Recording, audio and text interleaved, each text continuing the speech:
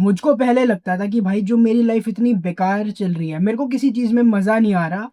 बस एक जिस लड़की पे मेरा क्रश है, जो मेरे को बहुत ज़्यादा क्यूट लगती है बंदी, वो बस मेरे से पट जाए, वो मेरी लाइफ़ में आ जाए, फिर मेरी लाइफ़ बहुत ही ज़्यादा बढ़िया हो जाएगी।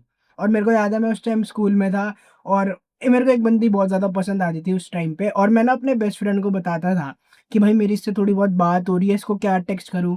आई नो तुमने भी ये सारी फालतू की बकचोदी करी होगी। और मेरा दोस्त भी मेरे को हाइप अप कर रहा है कि भाई हाँ, इसको आस्क आउट कर, ये कर, ऐसे हो जाएगा, फिर ऐसे हो जाएगा। और मेरा दोस्त का भी किसी दूसरी लड़की पे क्रश था। तो बंदा ना मेरे को ऐसे ही बोलता भी है कि भाई अगर हम दोनों का भाई फिक्स हो गया ना, इन दोनों से पक्का हो गया हमारा, तो भाई हम इन्हीं से शादी करेंगे, ठीक है? मैं तेरे घर नंगे पैर आऊँगा और नंगे पैर हम मंदिर जाएँगे। आई नो तुम्हें स्टूपिड लग रहा होगा भाई, उस टाइम मेरे को भी लगा था लेकिन इतना नहीं लगा था स्टूपिड।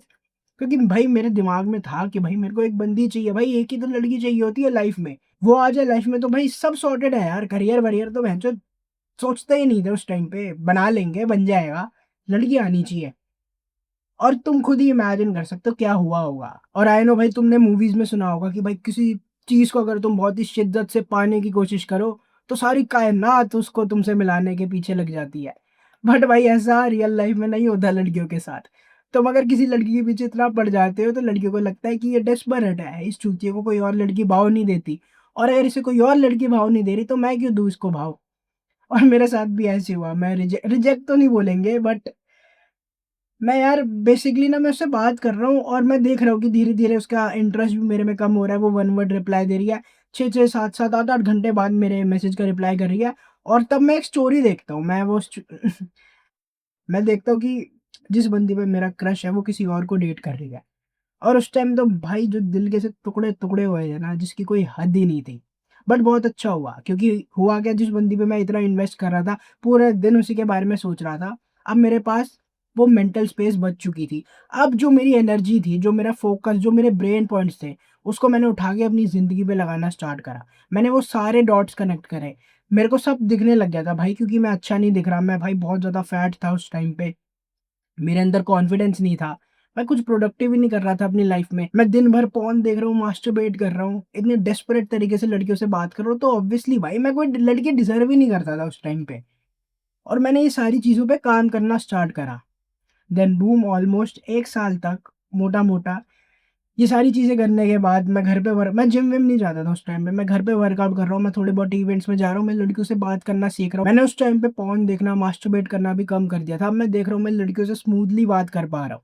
बहुत कुछ ऐसे क्रेज़ी भी नहीं हुआ था उस टाइम पे बट मैं धीरे-धीरे लड़कियों से बात करना सीख रहा था। मैं देख रहा हूँ मैं थोड़ा बहुत कॉन्फिडेंट बन रहा हूँ। देन ऑलमोस्ट 6 महीने बाद मैं एक इवेंट पे जाता हूँ और इस इवेंट में मेरे को एक मेरी पुरानी दोस्त मिलती है और वो मिलते ही मेरे को कहती है मोहित तू चेंज हो चुका है। उस इवेंट पे कट टू मेरी एक और लड़की से बात होती है, हम थोड़ी बहुत बात करते हैं, मैं उसको इंस्टा पे ऐड करता हूँ और तब मेरे को लग रहा था कि यार शिट भाई ऐसा पहले तो नहीं होता था, ये क्या हो रहा है एकदम से? बट कुछ मैजिक नहीं हुआ था बट ऑब्वियसली क्योंकि मैं अपने आप पे काम कर रहा था, मैं जो पहले पोर्न देख रहा था, मास्टरबेट कर रहा था, फालतू की बैड हैबिट्स कर रहा था, अब मैंने वो करनी कम कर दी है। मैं ये तो नहीं बोलूँगा कि मैंने बंद ही कर दिया था बिल्कुल, बट मैं एडिक्ट नहीं था उस टाइम तक, ठीक है? तो भाई मेरे को दिख रहा था कि भाई हाँ यार, ऑब्वियसली मैं कॉन्फिडेंट फ़ील कर रहा हूँ, मैं थोड़ा बहुत बेटर दिख रहा हूँ। देन इस पॉइंट के ऑलमोस्ट 6 महीने बाद जो बंदी जिससे मतलब जिसका मेरा स्कूल टाइम पे बहुत बड़ा क्रश था, उससे मेरी दोबारा बातचीत होनी स्टार्ट होती है और मैं अपनी लाइफ़ की पहली डेट पे जाता हूँ उसके साथ। और बहुत अच्छा होता अगर मैं तुम्हें कहता कि हाँ भाई, उसके बाद से मेरी लाइफ़ बहुत ज़्यादा इम्प्रूव हो गई थी, कुछ नहीं हुआ। वही जो मैंने गलती ऑलमोस्ट 2 साल पहले करी थी ना कि एक लड़की के पीछे पागल हो जाओ, एक लड़की serious, serious, serious committed relationship ये वो, वही मेरी लाइफ़ की सबसे बड़ी गलती थी। तो तुम खुद ही इमेजिन कर सकते हो जो बंदी मेरे को इतनी ज़्यादा पसंद थी, जिस पे मेरा क्रश था, ठीक है? मैं उसके साथ डेट पे भी होके आ गया, वो भी मेरे को कॉम्प्लीमेंट कर रही है। और अब मैं देख रहा हूँ कि मैं जितना ज़्यादा इस बंदी पे सीरियस हो रहा हूँ, जितना मैं सिर्फ़ इस पे फ़ोकस कर रहा हूँ ना, इसका इंटरेस्ट मेरे में कम होते जा रहा है।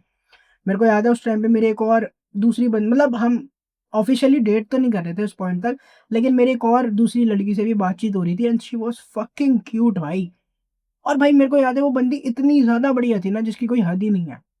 बट मैंने उसको लाइक लिटरली मना कर दिया था कि भाई मैं ना इस बंदी से बात करूँ और शायद हम थोड़ा बहुत और ज़्यादा सीरियस हो जाएँ आगे चल के।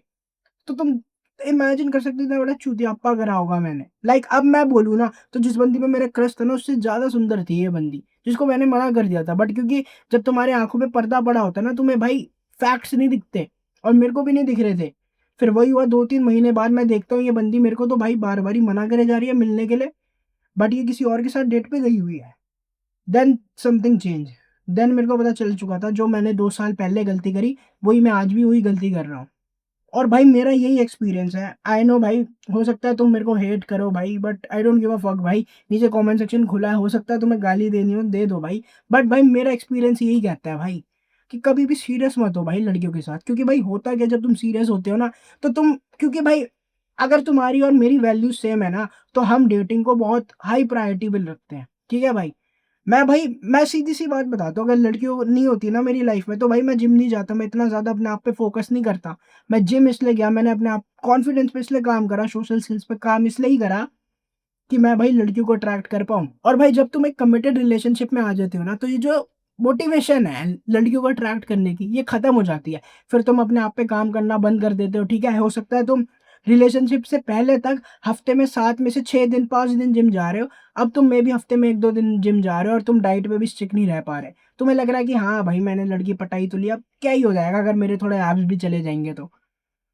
फिर तुम और ज़्यादा धीरे-धीरे इन चीज़ों में इंडल्ज होने लगते हो, तुम बाकी लड़कियों से भी बात करनी बंद कर देते हो, तुम कॉन्फिडेंट फ़ील नहीं करते, तुम देख रहे हो कि भई अब ये लड़की भी मेरे को भाव नहीं दे रही, और तुम वापस से उस बैड हैबिट के दलदल में फँस जा रहे हो। तुम वापस से पोर्न देख रहे हो, वापस से मास्टरबेट कर रहे हो, और वहीं पे तुम आके खड़े हो गए जहाँ तुम पहले थे। मेरे साथ भाई यही हुआ है। आई होप भाई, आई होप मैं मैं ये नहीं बोलूँगा कि भाई मेरी यही वैल्यूज़ है कि कभी सीरियस मत हो, ठीक है? लड़कीबाज़ी करते रहो। आई होप भाई मैं गलत साबित हो जाऊँ, और मैं तुम्हें खुद ही बोलूँ कि ठीक है भाई, उस टाइम पे मैं ये फ़ील करता था, बट एक अच्छा रिलेशनशिप बहुत मैटर करता है। आई होप भाई, आई जेन्युइनली होप कि ऐसा हो, बट भाई अभी तो मेरे को यही लगता है, जेन्युइनली। क्योंकि भाई मेरे को, मैं ना अलग ही आदमी हूँ, अगर मैं सीरियस रिलेशनशिप में आ जाऊँ ना, मैं अपनी सारी अट्रैक्टिवनेस, अपना सारा जो मैस्कुलिन अर्ज होती है ना, वो खो देता हूँ। और वहीं पे अगर मैं सिंगल होता ना, तो भाई मेरे से बढ़िया, मेरे से प्रोडक्टिव आदमी कोई नहीं है। और अगर तुम भी भाई मेरी वीडियोज़ देख रहे हो, तुम्हें लग रहा है कि भाई हाँ, ये बंदा कह रहा है, मेरे को भी कहीं न कहीं सेंस बना रही है वो बात, तो हमारी वैल्यूज़ सेम है भाई। तो जो चीज़ें मेरे लिए अप्लाई होती है ना, वो तुम्हारे लिए भी अप्लाई होंगी। और अगर तुम्हें मेरी फ्री वीडियोज़ हेल्पफुल लग रही है, तो जस्ट इमेजिन मेरा पेड कोर्स तुम्हारी कितनी ज़्यादा मदद कर सकता है। मैंने उसका लिंक नीचे डिस्क्रिप्शन में दे रखा है। अब हम मिलेंगे कल रात 8 बजे नेक्स्ट वीडियो में।